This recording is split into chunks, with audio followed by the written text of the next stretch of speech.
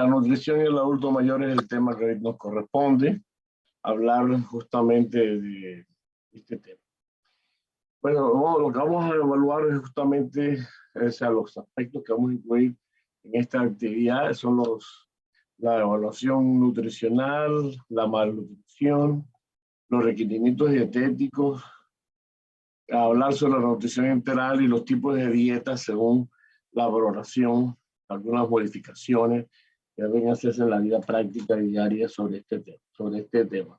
Bueno, como ustedes saben, este es uno de las preocupaciones en la práctica, en la cual muchísimos familiares y adultos mayores, y sobre todo familiares, a veces los requerimientos, mi papá no come, mi abuelo no come, o todo lo que fuera no come, pero ahí está. O sea, no, hay muchas preocupaciones y quejas de todo tipo con respecto a esto. Entonces, por eso es que este tema del estado nutricional, por también la implicación que tiene sobre la vida práctica de la funcionalidad y sobre todo a futuro, el hecho del desarrollo de la sarcopenia, es que se toca esto. En primer lugar, vamos a hablar del estado nutricional, ¿no es cierto? Que es una serie de factores en conjunción que van desde factores dietéticos, socioeconómicos, ¿no? El acceso a la comida, ¿no? Los funcionales, o sea, la capacidad que tenga el paciente para comer y qué tipo de alimentación o de comida hay que prepararle, y la capacidad que tenga el paciente de comer por sí mismo. También los problemas mentales del paciente, no lo mismo que un paciente que tiene una demencia o un problema psicológico, una depresión, que incluye también los factores neurológicos y efectivamente las causas fisiológicas y psicológicas del paciente. Entonces, todo ese conjunto de factores en conjunción, o sea, en interacción, es lo que muchas veces determina el estado nutricional del paciente. Bien. Bien. Ahora, siempre es un mito o es una de las cosas más difíciles lograr hacer una exploración del estado nutricional. O sea, hacer lo que se llama en la práctica un tamizaje de este estado, ¿no? Sobre todo a los adultos mayores, a veces por lo difícil que resulta. Muchas veces los adultos mayores se reducen, como ustedes saben, la altura, ¿no? De su talla debido a la osteoporosis y la caída del tamaño vertebral que se reduce por esa misma causa. También muchas veces los pacientes están postrados y es muy difícil de obtener una medición fiable. Y otras porque, bueno, no se dispone a veces de los medios que uno no tenga. Pero también está en relación con si estoy en los enfermos o son saludables, porque qué es lo correcto o qué es lo que es incorrecto, cuáles son los verdaderos límites o características del estado nutricional. Pero bueno, de todas maneras hay que guiarse por alguna idea o alguna perspectiva en ese sentido. O sea, hay que buscar cómo tamizar esto en los adultos mayores. Entonces, eso también se puede hacer en el entorno comunitario, ¿no? Que muchas veces no hay todo lo que uno necesita o no tiene todos los elementos para hacer ese juicio y orientarse específicamente hacia aquellos adultos mayores con discapacidad y dependencia funcional, que a veces resulta un verdadero reto también evaluar. Ahora, si bien ustedes en las subclases en los últimos tiempos han hablado del MNA, es el Mini Nutritional Age Band, ¿no? Que es la investigación o análisis o la investigación. Existen métodos que recomienda la OPS y la OMS, ¿no? Para la comunidad, ¿verdad? como por ejemplo un instrumento, que lo voy a hablar aquí hoy, independientemente de que les hable del... Porque indudablemente la geriatría, como muchas otras especialidades, también se atiende por niveles. O sea, hay un nivel para la atención primaria, un nivel para la atención secundaria y teóricamente para allá los institutos o especializados, que en Perú no hay, por cierto. Digo, no hay de geriatría, me refiero. O sea, hay, digamos, niveles secundarios altamente sofisticados, servicios de geriatría con más o menos ciertas capacidades, pero como instituto, como tal, como asociación terciaria de la geriatría, hasta ahora que yo conozca, no. Sí hay, efectivamente, esos servicios que he dicho, que son algunos muy buenos, que tampoco abundan, pero sí hay. En un ejemplo es el Hospital Almanzor, que sí tiene un servicio, que de hecho se paso fuera de Lima, el único servicio formal con todo lo de la ley es el del Almanzor Aguinaga. O sea, en el Rebagliati ni hay servicio, hay unas camitas dentro de medicina interna, ¿no? Pero el que tiene es el Almenara, ¿no? También está el Hospital San Isidro Labrador, que es un hospital supuestamente enfocado para la geriatría totalmente, o la rehabilitación también, que ahí hay una serie de la rehabilitación incluso geriátrica, pero como tal, que haya un instituto no hay, ¿no? Son algunos servicios que yo conozco. Pero en Lima, fuera de Lima, el único servicio formal, y gracias al doctor Carlos Hidalgo, justamente el año que viene cumplimos 25 años de servicio. Bueno, pero vamos a hablar de este instrumento, que es el mini tamizaje de nutrición en la comunidad. Es uno de los que existe específicamente para la comunidad, que es el que supuestamente deberían aplicar todos los médicos generales en la comunidad. Es una herramienta de detección y de educación pública como los factores de riesgo asociados a la malnutrición. Eso es literalmente lo estoy leyendo, para que conozcan qué cosa es el minimizaje de nutrición en la comunidad. Destaca signos de alerta, se puede usar tanto en el primer nivel de atención, el primer nivel de detección, y se evalúa el estado nutricional profesionalmente y focaliza las intervenciones de acuerdo a la lista de factores identificados. Eso es, digamos, las bondades y lo que es este minitamizaje de la nutrición en la comunidad. ¿Qué toma en cuenta? Bueno, las alteraciones de la cavidad oral, la enfermedad, no como tal, en sentido, cualquier enfermedad, la alimentación inadecuada, la situación económica, la reducción de contacto social, el excesivo consumo de medicamentos, cambios en el peso involuntario y necesidad de asistencia personal, y en una edad mayor de 80 años. Déjenme decirles algo importante. Miren, muchos de sus profesores, incluido, bueno, la mayoría de los profesores incluso y geriatras en general, tienen un enfoque muy visión de hacia el hospital, pero señores, en muchos países la atención primaria tiene un carácter propio y de mayor importancia de la que todavía en el Perú no goza.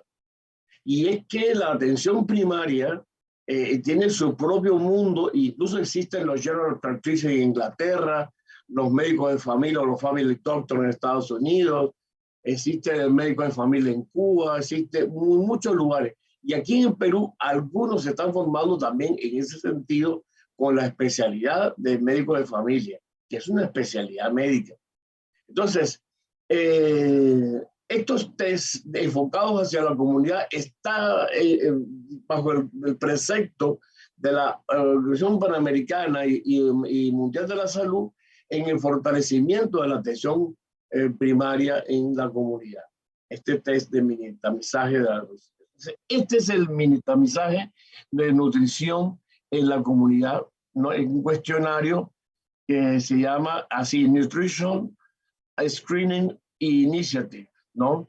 que tiene, por ejemplo, si tiene alguna enfermedad o condición, le dan un puntaje y así sucesivamente. Come menos de 2 comidas al día, come pocas frutas, vegetales, ¿no? Entonces todo eso, ¿no es cierto?, tiene un puntaje de acuerdo a los preceptos que están ahí. ¿Y cómo se evalúa? Si la evaluación total es entre 0 y 2, la persona no está en riesgo nutricional. Si la persona está entre 3 y 5, está en riesgo nutricional moderado y hay que asesorar a la persona de cómo puede mejorar su estado nutricional y reevaluarlo a los 3 meses. Pero si es más de 6, la persona está en riesgo nutricional alto y requiere un examen más exhaustivo de su estado nutricional. Como ven, es un test mucho más sencillo que el Mini Nutritional Assessment, el EMNA, que ustedes seguramente han mencionado y seguramente todos los profesores lo hemos aceptado porque es lo clásico, pero este instrumento ya yo se lo estoy mostrando porque existe en los criterios de la OPS hacia la atención geriátrica en la comunidad. De ahí está extraído este criterio de evaluación, ¿no? Hay otra escala que también es la escala de Payet, que es el cuestionario de detección de malnutrición en personas con funcionalidad dependiente residiendo en la comunidad, que también es otro. Aquí está también una serie de preguntas, ¿no?, en la cual existe también un puntaje, existe si es sí, no, si es no, ya son preguntas correlativas con una respuesta específica para cada pregunta, ¿no? Y fíjense, aquí sigue el mismo test, ¿no? El mismo, y también tiene de 6 a 13 elevado. Hay que buscar un auxilio en la preparación de las comidas y colaciones, que son las recomendaciones que da el test. Entre 3 y 5, la supervisión constante de la alimentación, con un seguimiento para informarse y aconsejar y animar regularmente. Y de 0 a 2, la vigilancia en cuanto a la aparición de un factor de riesgo, un cambio de situación baja ponderal, ¿no? Este es Payet y colaboradores, predicción de la ingesta, ¿no?, en pacientes con dependencia funcional en la población adulta mayor en la comunidad. Esto también fue publicado hace algún tiempo y está en ese mismo libro que le digo, la atención geriátrica comunitaria. Estos son 2 tests muy sencillos que podrían ser un tamizaje, vuelvo a repetir, en la comunidad, que es lo que debería promover el Estado peruano. Bien, ahora, en la evaluación del estado nutricional hay que incluir de todas maneras, independientemente de estos tests en la comunidad, también podría considerarse la evaluación antropométrica, ¿no? Muchas veces eso está muy complejo porque ya dije al principio, por el tamaño de la columna, las alteraciones. Recuerden que baja uno de los cambios por la misma osteoporosis, baja la altura de las vértebras y por lo tanto hay muchas veces un encorvamiento. La persona pierde ya esa altivez que uno tiene cuando es más joven y puede medir la talla en un altaímetro y me dice su talla, pero aquí a veces es difícil. También hay que incluir los patrones alimentarios, de los cuales sí es muy importante estar al tanto de la cantidad de la ración que debe designarse al paciente y muchas veces también los tipos de alimentos y la forma de elaborarse en la que están destinados de acuerdo a las capacidades. Hay que ver también la cantidad de las fuentes de energía, o sea, si son compuestas por carbohidratos. Justamente ayer en la noche me he quedado despierto leyendo hay un italiano que vive en Baja California, en Estados Unidos, con un equipo que han elaborado una dieta también incluso para vivir la dieta de la longevidad. Y incluso hay estudios que acaban de salir en una revista científica. Después, si quieren, no sé, le puedo compartir los artículos, en la que están hablando de la dieta asociada a la demencia. Y bueno, hay toda una serie de planteamientos de los tipos de comida, por qué es recomendable comer algunas cosas como fuente de energía, si es necesario o no realmente disminuir las fuentes de carbohidratos. Incluso en ese mismo artículo ellos recomiendan que entre los 60 y los 75 años es mejor bajar la cantidad de proteínas de origen animal. Sin embargo, después de los 75 es bueno subirlo. Bueno, y mucho antes, incluso a partir de los 50 años, también recomienda, porque un exceso de proteínas y de carbohidratos podría significar indudablemente un mayor estrés oxidativo y por lo tanto un mayor aportamiento genético, ¿verdad? De los vasos, de los componentes del telómetro de las células y por lo tanto un cambio genético y un acortamiento en la vida. Fíjense, para que usted vea cómo está el concepto, eso lo leí ayer, estoy todavía dándole cráneo a eso, pero ahí está.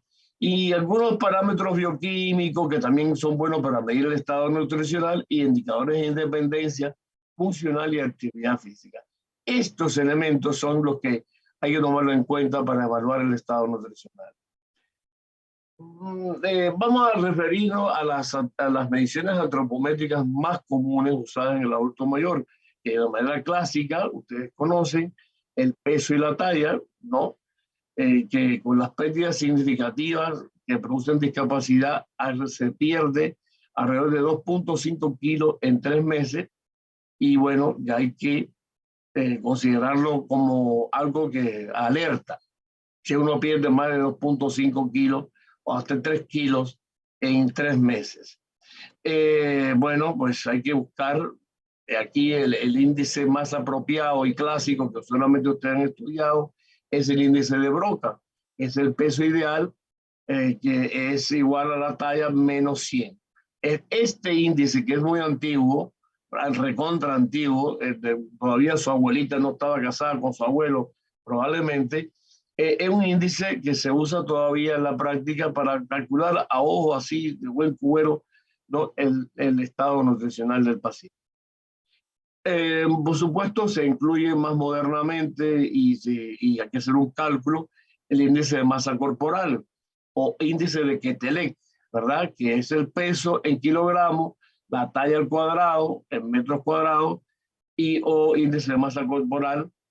Aquí es mayor que 23, ya estaría obeso y menos de 20, menos de, menos de 23 ya está desnutrido, por eso que es mayor de 23 y menor de 28, porque si tiene más de 28 está obeso. Es un cálculo que se hace en función del kilo y entre la talla en metros cuadrados, que es el índice más. Por supuesto que existe ya también tablas y que pueden ayudar en ese sentido.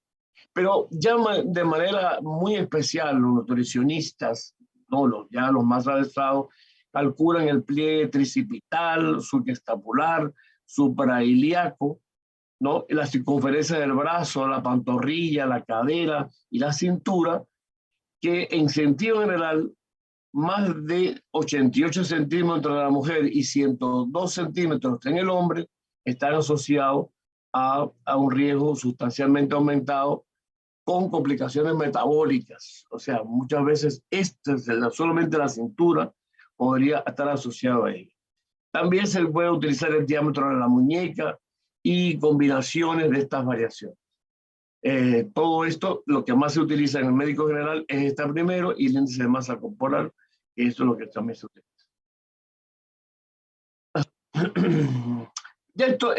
Yo se lo he puesto aquí, ¿no? Estas cosas, que son una serie de medidas específicas para pacientes postrados, ¿no? En la cual se toman en este caso, por ejemplo, la altura de la rodilla al talón, ¿no? Pues un test de Chumlea, que es un test donde se mide para la talla en el hombre, cuando el hombre no se puede parar, es una constante de 2.02 más la altura de la rodilla desde el talón, de menos 0.04 por la edad, más 64.19. Y para la mujer tienen otras constantes, ¿no es cierto? Y la altura de la rodilla, la edad, que son las únicas cosas que varían, el resto son constantes. Y bueno, estos son distintos métodos para medir la talla. Es un cálculo que se hace a partir de estas características de la altura de la rodilla desde el talón, ¿no es cierto? Y es otra fórmula de la rodilla hasta el maliolo de Arango y Zamora, que también toma en cuenta algunos estos elementos que están acá en la diapositiva. Esta es una de las tablas que le decía, ¿no? De peso talla, ¿no? Del índice de masa corporal, donde se establece para adultos mayores, ¿no? Esta es una tabla en general, esto es una tabla en general para lo que sería hablar de la obesidad. Fíjense que aquí, esta es la tabla clásica de algunas características para la OMS, SIDO, y específicamente esta columna, ¿no? Sí habla de lo que sería de adultos mayores, ¿no? Fíjense que aquí ellos incluyen otros elementos, otros valores que estarían, de todas maneras coincide que si tú tienes menos de 17 o 17 o hasta 18.4, estamos hablando de una desnutrición leve, ¿no? Fíjense que aquí en personas más jóvenes hay un punto más, digamos, una milésima más de consideración. ¿Por qué? Porque siempre hay cierto margen de tolerancia para los adultos mayores que con respecto a las personas más jóvenes. Entonces, esta es una tabla en la cual ustedes pueden guiarse en un futuro, cuando ustedes calculen, de la manera que hemos dicho anteriormente, el índice de masa corporal para establecer si hay desnutrición desde severa hasta desnutrición leve y obesidad 4 grados en un extremo. Ok, ahí está de alguna manera, ¿no?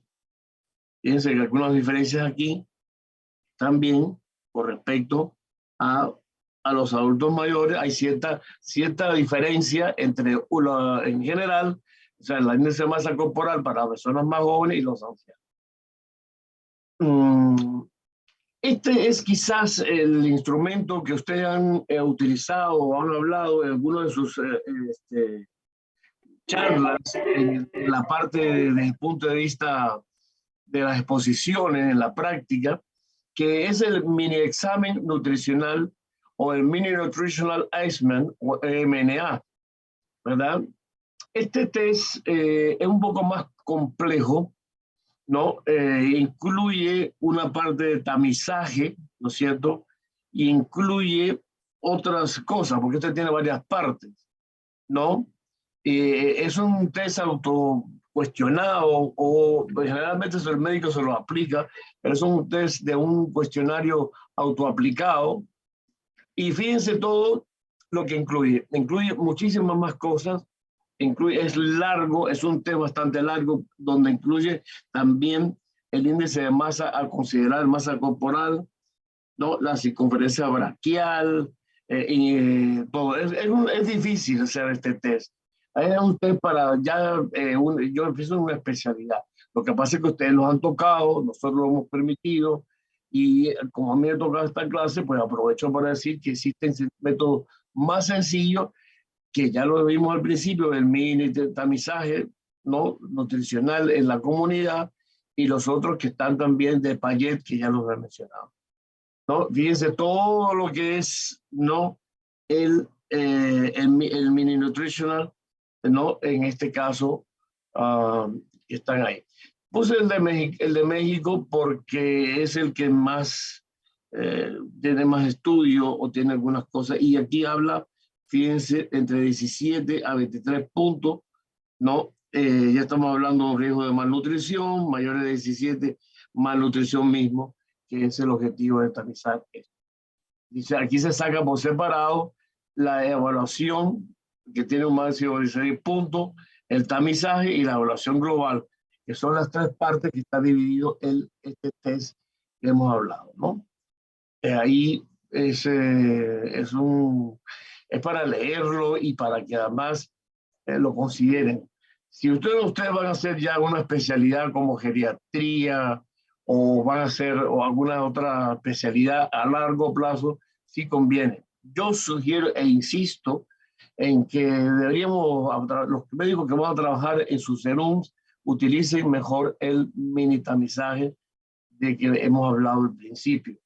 Lo que pasa es que eso es una decisión desde el punto de vista académico, político, que tiene que aplicarse en el país, pero como hay tanto desorden, lamentablemente, no se lo toma en cuenta estas cosas. Como dije, aparte de la evaluación del peso, la talla y ya aquí el mini nutritional o los tamizajes que hemos hablado al principio, también hay patrones bioquímicos. Y aquí se habla mucho, por ejemplo, de las concentraciones plasmáticas de las ciertas proteínas viscerales, por ejemplo, la creatinina sérica, para determinar la masa muscular. Hay también marcadores de inflamación como la proteína C reactiva, que podemos hablar, la albúmina de proteína fácil, que es una proteína fácil de determinar, por ejemplo, en sangre, ya que, ¿por qué se toma esto? Porque realmente tienen una vida media de 20 días y el gran tamaño de pool corporal que se considera bien un marcador epidemiológico. También otro elemento bioquímico es que es el número total de linfocitos, ¿no? Por relación entre la inmunidad y el estado nutricional. O sea, todo el mundo sabe en ese sentido de que el estado nutricional malo influye en la inmunidad o las defensas, que la gente llama comúnmente. Aquí ya, bueno, vamos a hablar, por ejemplo, específicamente por ejemplo, las proteínas viscerales, cómo se toma en cuenta esto, ¿no? Por ejemplo, si usted dosifica la albúmina y tiene menos de 53 gramos por litro, digo, más de 53 gramos por litro, está normal. Pero ya entre 28 y 35, estamos hablando de la desnutrición leve, y esto es un análisis que usted puede indicar, y de hecho yo lo indico siempre para saber cómo está la situación. Y la disminución moderada entre 21 y 27 y más de nutrición, más de 20, o sea, entre 21 o menos de 21, estamos hablando de una desnutrición severa. Aquí también está según el total del linfocito, hay, bueno, los valores que están acá en milímetros, en estos valores, ¿no es cierto?, de milímetros cúbicos, que ahí está la cantidad de linfocitos de la cual usted puede acceder mediante un hemograma y efectivamente también habla de los tipos de nutrición de acuerdo a las cifras que tiene. Bueno, esto es un clásico, que es lo que si faltaran algunos micronutrientes, qué efectos o cuáles son las causas. Y aquí estamos hablando de las causas y efectos, ¿no? De la vitamina A, la vitamina D, la vitamina E, B1, B2, y que pueden encontrarse incluso en la clínica, que ustedes pueden examinar. Yo no voy a leer cada uno de ellos, porque la verdad que estaríamos hablando aquí y ustedes tenemos hasta las 6 de la tarde, hay que ser respetuoso del horario. Pero ustedes podrían leerlo, ¿no es cierto? Un clásico de ello es la falta de calcio, ¿no? Que está relacionado con la osteoporosis y las fracturas, ¿no? Y la vitamina C, por ejemplo, que está relacionado con ciertas petequias o hemorragias gingivales, la púrpura, y bueno, y las causas de por qué los pacientes pueden tener algunos tipos de estos trastornos que no se absorben. Entonces hay que encontrar las causas y sobre todo también la identificación mediante la expresión de los efectos, ¿no? Bueno, en ese afán que tiene la geriatría de encontrar muchos test y muchas pruebas, muchas de estas cosas, hay un índice de riesgo nutricional geriátrico que fue propuesto para evaluar el riesgo de disfunción muscular en pacientes ancianos institucionalizados, que también podría, bueno, iniciarse un soporte nutricional y una rehabilitación física. Les cuento que yo fui a un evento de nutrición, principalmente en ancianos, en algún momento determinado, y hay estudios entre pacientes entre 90 y 99 años, en la cual se han hecho evaluaciones y se han utilizado algunos esquemas de intervención en ese sentido. Y bueno, esto acá, por ejemplo, este índice que estamos hablando de riesgo nutricional geriátrico, incluye una constante, la albúmina, ¿no? Más peso actual, más el peso ideal, etcétera, etcétera, más otra constante, y define a los pacientes como riesgo grave, riesgo moderado y riesgo leve, de acuerdo a esto. Son montones de cálculos y montones de cosas que se hacen ya en lugares especializados, o pues debe existir alguien que los haga de una manera específica. Bueno, hasta aquí es la parte de la evaluación, pero existe la malnutrición como tal, es la alteración de la composición corporal por deprivación absoluta o relativa de nutrientes que se produce en los parámetros, una disminución de los parámetros nutricionales por debajo de un percentil que existe de 75. Incluye algunos parámetros, ¿no? Vamos a ver, esto es un paciente que está malnutrido, como ustedes lo ven, flacucho. Entonces, ¿qué parámetros incluye la malnutrición como tal? Hay que considerar si un paciente ha perdido peso más del 4% en el año, o más de 5 kilos por semestre, con un índice de masa corporal por debajo de 22, o una hipoalbuminemia más una hipocolesterolemia, en el caso de los ancianos en la comunidad, ya estamos hablando de un indicador o un índice de malnutrición. También está la pérdida de más de 2.5 kilos mensuales, o de un 10% en 180 días, con una ingesta por debajo del 75% en la mayoría de las comidas. O sea, de lo que le sirve, ¿verdad? Si la persona quiere preguntarle, bueno, usted deja al paciente en 3/4 parte de la comida, solamente come un poquito, hay que dividir el plato en cuatro partes, imaginariamente, ¿no? Y este ya es el caso de los ancianos institucionalizados, léase también en asilos y en hospitales. Y el ingesta menor de 50% de la calculada como necesaria, con hipoalbuminemia, hipocolesterolemia en el caso del anciano hospitalizado. Bueno, esto aquí es muy parecido en un otro lado, ¿no? Pero fíjense, en la comunidad, todo esto que hemos hablado, más de 5 kilos en un semestre, el índice de masa corporal por debajo de 22, y lo que está acá, para no repetir. Entonces son estos parámetros nutricionales los que estarían implicados en una malnutrición. ¿Qué causa la malnutrición? Bueno, muchas veces puede ir desde los cambios propios del envejecimiento hasta verdaderas enfermedades. Pero se dice que la reducción de la masa magra, lo que tiende a la sarcopenia, que puede estar más aumentado del 1%, sería una causa, ¿no?, relacionado con ciertos cambios en el envejecimiento, aumento de la masa grasa, ¿no? La disminución del gusto por pérdida de las papilas y el olfato, sobre todo el olfato, ¿no? Las comidas resultan insípidas. La reducción de la secreción de la saliva, ¿no?, la serostomía, por enfermedad periodontal, y la formación y la dificultad para la formación del bolo alimenticio. También está la reducción de la secreción gástrica, que puede dificultar la absorción del ácido fólico, hierro, calcio, vitamina B12. Recuerden que ahora estamos relacionados con el uso crónico y continuado de omeprazol, la disminución de la vitamina B12, por lo tanto hay que tener muy, muy en cuenta que esto también podría estar incluido en la malnutrición. Y hay un enlentecimiento del vaciamiento gástrico, que se produce una saciedad más precoz. O sea, la persona se llena rápidamente por este vaciamiento, un enlentecimiento en este vaciamiento. También se produce un enlentecimiento en el tránsito colónico que origina tendencia al estreñimiento, ¿no?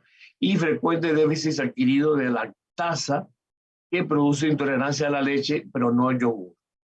También existe la disminución de la absorción de la vitamina D, escasa exposición al sol relacionado con esto mismo, ¿no? Y menor absorción del calcio, por ende, después de la menopausia, tienden a la osteoporosis. Y bueno, el predominio de hormonas anorexigenas, o sea, que producen anorexia, aumento de la colecistoquinina y amilina en la reducción de la leptina y acciones. Pero existe más dependencia de actividades físicas instrumentadas, ¿no? Incapacidad para comprar, para preparar. Ustedes recordarán el test del Lawton, ¿no? El índice del Lawton que mide esto precisamente. Y entonces la persona ya no va a comprar a su gusto, no va a comprar lo que necesita, hay ciertas restricciones y tampoco puede cocinarse o servirse la comida, lo cual ya es un indicador de fragilidad, ¿no es cierto? Y ahí puede estar también, bueno, los trastornos de la movilidad, los trastornos sensoriales, ¿no? Los trastornos psíquicos como depresión, demencia, paranoia, manía, alcoholismo y tabaquismo, y los problemas sociales como la soledad y los ingresos insuficientes, que también es un problema de poder comprar la comida adecuadamente. Este también un entorno físico de la comida, que es un acto social, y muchas veces los adultos mayores que viven solos, y la presentación de los platos monótonos, ¿verdad? Porque a veces le decimos al paciente, perdón. La que hace esa chomba. ¿Ah? Eso es conmigo, ¿no? Bueno, pues entonces la presentación de los platos, que muchas veces es monótono, lo mismo con lo mismo, aburre, y cuando sobre todo que le decimos al paciente, no, mira, usted tiene que no puede comer esto, no puede comer, uy, eso aburridísimo. Y las enfermedades cuyo tratamiento obliga a restricciones y modificaciones en la dieta habitual. Por ejemplo, diabetes, hipertensión, problemas los lipídicos, insuficiencia hepática o renal.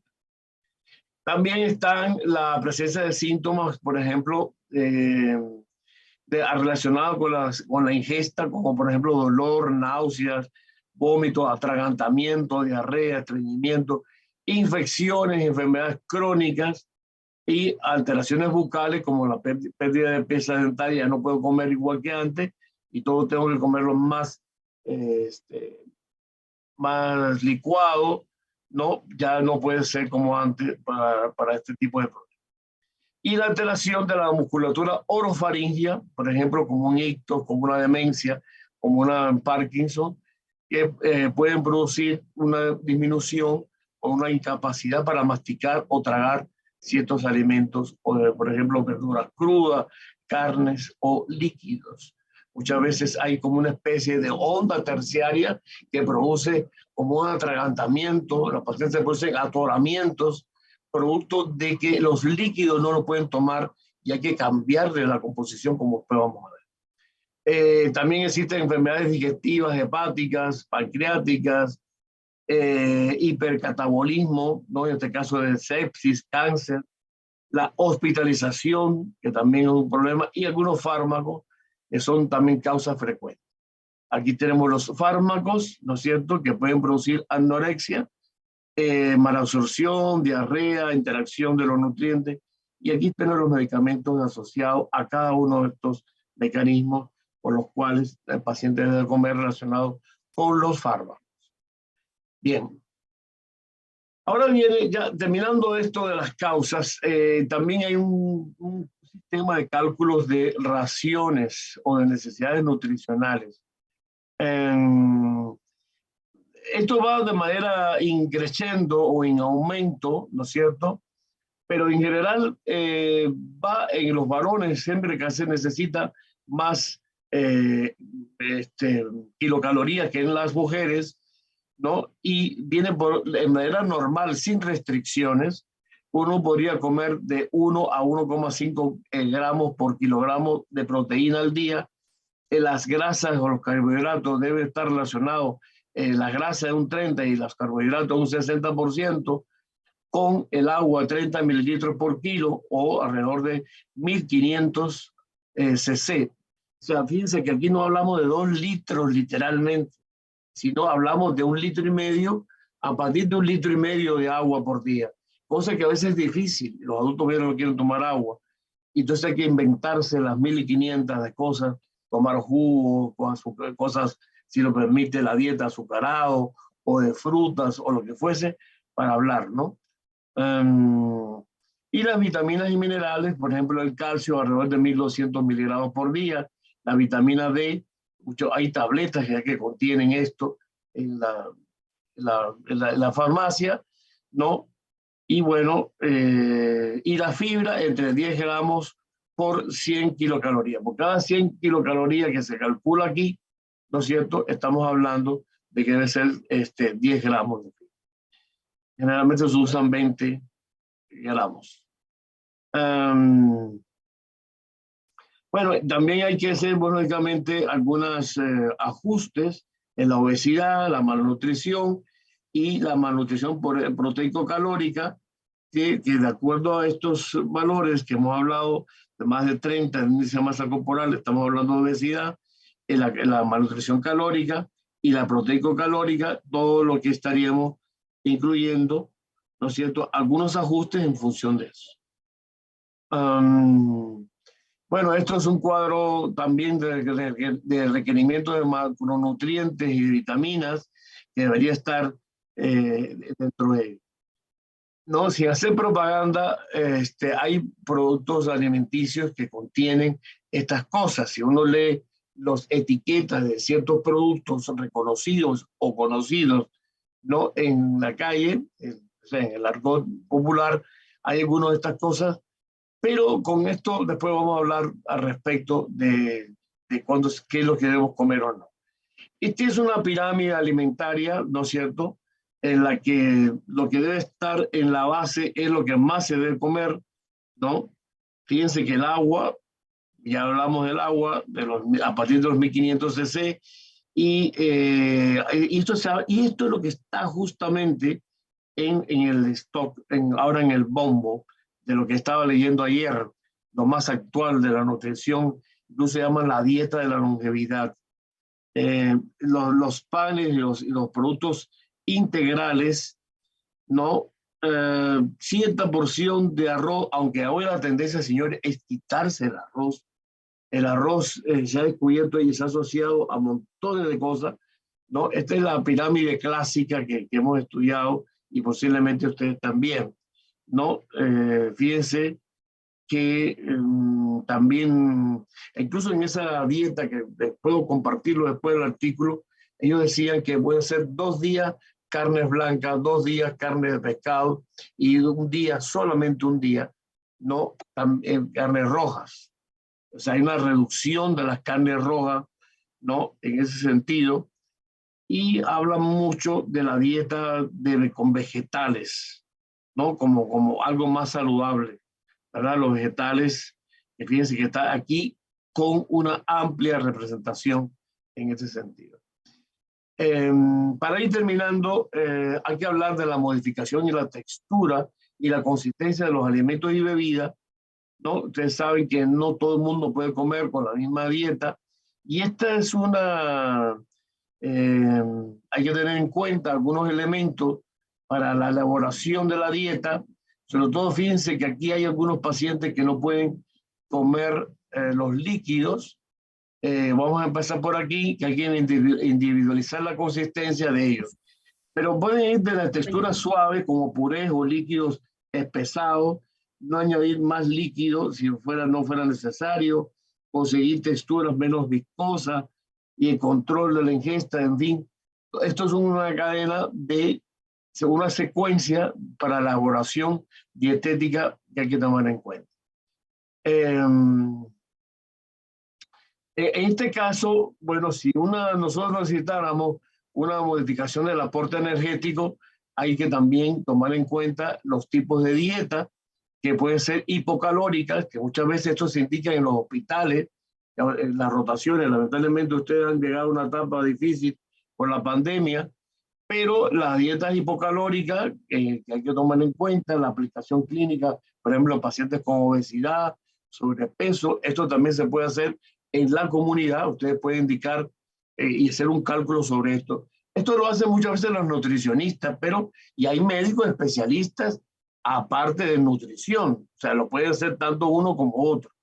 Y bueno, de acuerdo a los tipos de dieta, en el caso de las anorexias, que puede ser, ya es necesario, hipercalórica, y en el caso del aporte de carbohidrato, como por ejemplo la diabetes, ¿no? La intolerancia a la lactosa, son todos elementos que hay que ir teniendo en cuenta.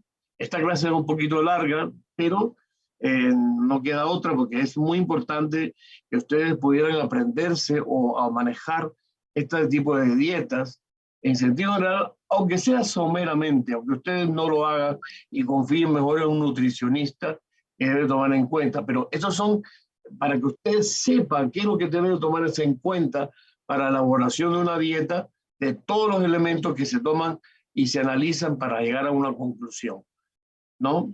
Bueno, la dieta hipoproteica, en el caso de la insuficiencia renal crónica, la hiperproteica, en caso de sepsis, antiguamente muchas veces en los salas de cuidados intensivos había una dieta hiperproteica para cuando los pacientes estaban muy sépticos, ¿no?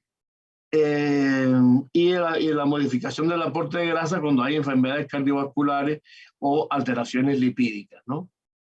Y así hay modificaciones de la fibra, en este caso para la diabetes, para la diarrea, ¿no? Ricas en fibra soluble, en el estreñimiento.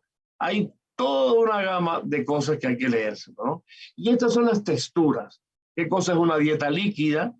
¿No? En esta dieta los alimentos se hacen una dieta líquida a temperatura ambiente, ¿no? Que es una consistencia muy fluida, que hay, por ejemplo, en ciertas patologías, por ejemplo, pacientes postoperados, cirugía maxilofacial, ¿no? O la estenosis esofágica avanzada, ¿no? Está también la dieta semilíquida, que es también una dieta o llamada semiblanda o semisólida, que se incluye todos los alimentos con textura líquida, siempre con según el diagnóstico, y otros de textura más fluida, flan, yogur, puré, es una combinación, ¿no? Sin embargo, en el caso de la disfagia o orofaringia, los líquidos deben espesarse, porque este es el problema, que muchas veces el paciente se atraganta con el agua o con sopas muy líquidas. Entonces aquí hay que ser aguaditos, ¿no? Más este tipo de trastorno de lo que estamos hablando. En el otro es solamente pura agua, sopa, ¿no? Es dieta así. La dieta antinutrada o dieta del TUCMI es una variante de esta misma dieta en la que los alimentos se presentan en forma de puré y también está indicada en pacientes con problemas de masticación, deglución, ¿no? Que solamente se comen en forma de puré o con afecciones inflamatorias o dolorosas de la boca y en pacientes con disfagia esofágica. La dieta blanda de fácil masticación, que aquí, bueno, ya es toda una serie de mínima trituración dentaria, no precisa preparaciones especiales, ¿no? Aquí esta dieta es importante respetar la textura suave y las tecnologías culinarias, bueno, pues son cosas, son hervidos, ¿no? Los guisos, algunos fritos y los horneados. Y bueno, aquí también se puede adicionar los alimentos de alta densidad de nutrientes, proteínas como leche en polvo, queso rallado, en fin, toda una serie de cosas que ahí están como uso de alimentos fortificados, ¿no? Aquí, antes de llegar a los suplementos, ya después de esta dieta que hemos hablado, la última, ¿no? De blanda de fácil masticación, viene de ahí a la dieta normal, ¿no? Que ustedes van toda la dieta libre, ¿no? Que un paciente puede comer. Lo anterior son adaptaciones que hay que hacer la dieta de acuerdo a las circunstancias que tenga el paciente. Vamos a hablar de los suplementos, ¿no? Y esos son los suplementos orales. Que, dicho esto paso, digo, fíjense que es un suplemento y no alimentos, ¿no? Aquí incluye, son fármacos preparados farmacéuticos que se formulan de acuerdo a, que son asociados a la dieta habitual, y en los últimos años han surgido una serie de fármacos, y este es uno, ¿verdad? Que está, ahora incluso la Insurance Advance, ¿no? Y bueno, aquí ya, eso es lo que respecto a eso. Sí, es un mito utilizarlo indiscriminadamente. Solamente aquellos pacientes que tienen un problema que requieren algo adicional se debe utilizar. Pero todo el mundo lo utiliza en la práctica y la gente cree que yo le compré a mi mamá en Churia, con eso resuelve el problema. Está en la nutrición enteral, que es la alimentación a través de sonda, nasogástrica o una gastrostomía original, ¿verdad? Que tiene una serie que es mucho mejor, más ventajoso que la nutrición parenteral. Y con esto hemos terminado, ¿no es cierto? Como ven, el aspecto de la nutrición es complejo y requiere muchas veces de un análisis puntual. Pero de todas maneras, se lo damos a ustedes con el fin de que ustedes se incorporen mentalmente que la evaluación nutricional y los aspectos, tanto enfermedad como los cambios asociados que pueden provocar esto, la solución no siempre es dar un medicamento. No he hablado aquí a propósito de aquellos medicamentos que supuestamente estimuladores de apetito, porque si bien se utilizan y todo el mundo lo utiliza, la mayoría lo utiliza, tienen también en cuenta que tiene ciproctadina, la mayoría de ellos, y muchas vitaminas, y por lo tanto hay que tener mucho cuidadoso cuando hay enfermedades hepáticas o renales o algunos problemas de enfermedad degenerativa osteomía articular, en la cual podría no ser conveniente esto. Entonces, pero la gente dice, mándeme un tónico para que mi papá coma. Hay que analizar siempre y analizar el impacto de malnutrición. Como siempre, hemos terminado puntualmente. Le agradezco a todos. No sé si quieren hacer alguna pregunta concretamente. Esto es aquí vamos, por supuesto, a poner mayor énfasis en el reconocimiento para las preguntas de examen. Recuerden que a mí me toca depresión, lo que vimos la semana pasada, ¿verdad? De incontinencia y esta clase de hoy. Y la semana que viene, y ya me toca la última, vamos a hablar de las enfermedades cardiovasculares en el adulto mayor y algunas consideraciones. Así que, ¿alguna pregunta? ¿Alguna duda? Nada? Any question? Nothing. Nada. Bueno, con esto entonces, no sé si hay, como nadie habla, porque este es el grupo de los mudos, le agradezco a todos su presencia. Veo que hay 41 alumnos, ¿no? Ustedes son como 70, pero nunca